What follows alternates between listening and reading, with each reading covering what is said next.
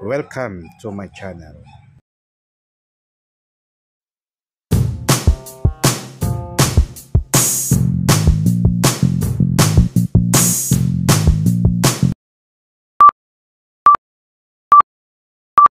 Magandang umaga mga kabrad. Ngayong araw ay share natin yung ginawa natin na DIY na Kalandi Oil. Yung uso ngayon, yung ginagamit natin dito ay yung used oil.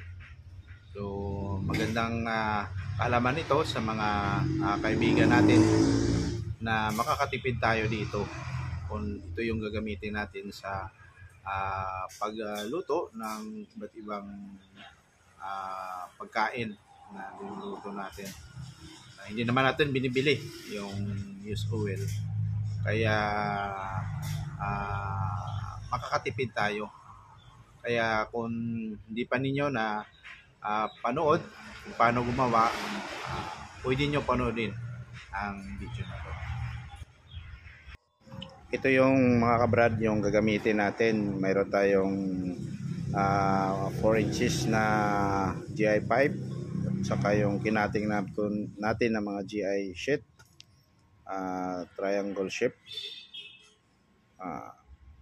Yan mamaya yung ikabit natin, welding natin para na gawing stand. Ito yung GI sheet round. Yan na yung kinalabasan ng stand natin na ginawa.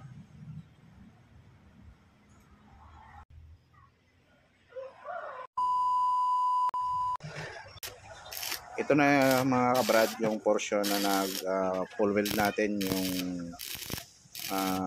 round GI sheet, para na hindi mag-leak yung oil dyan. At saka yung mga stand natin, full weld na rin natin para mas matibay.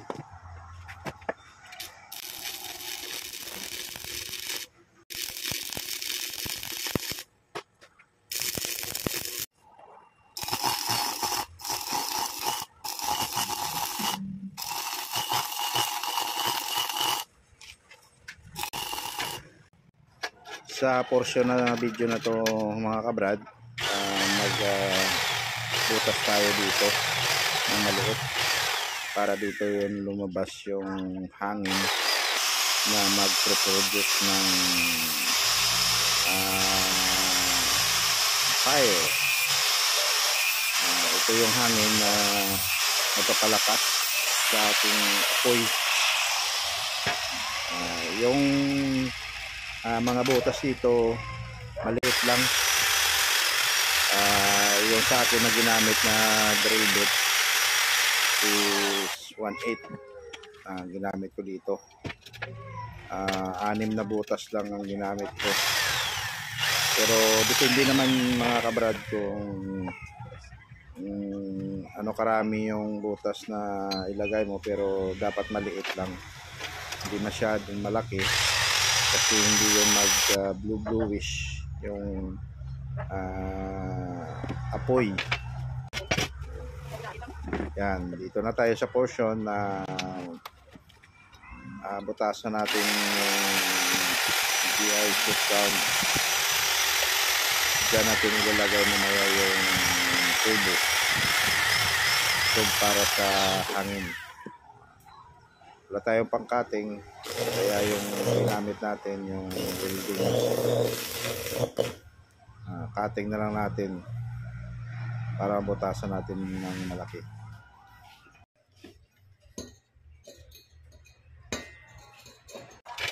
Dito naman mga brad, sa portion na to ay kailangan natin full weld dito yung tubo, kasi para hindi mag-leak yung oil dito.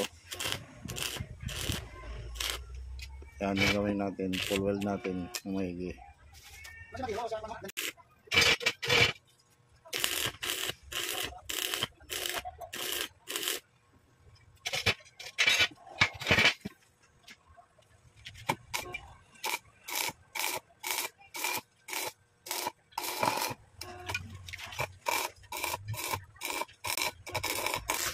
Sa portion na to mga kabrad, yung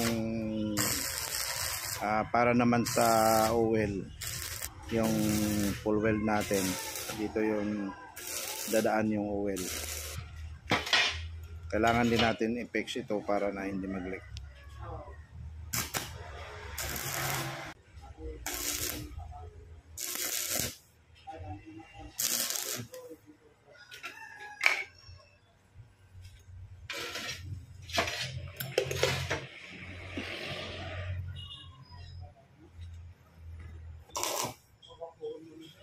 Later.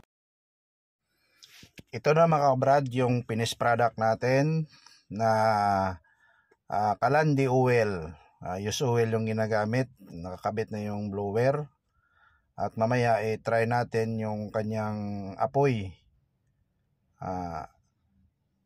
Yung ginamit natin is plastic lang sa dulo pero hindi naman umiinit. Ito na yung mga kabrad, yung apoy natin. Nag-blower siya.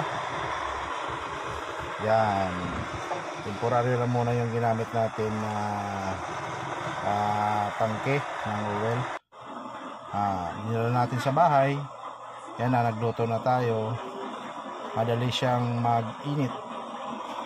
Yan, magtutula tayo ng isda. Ito yung picture niya.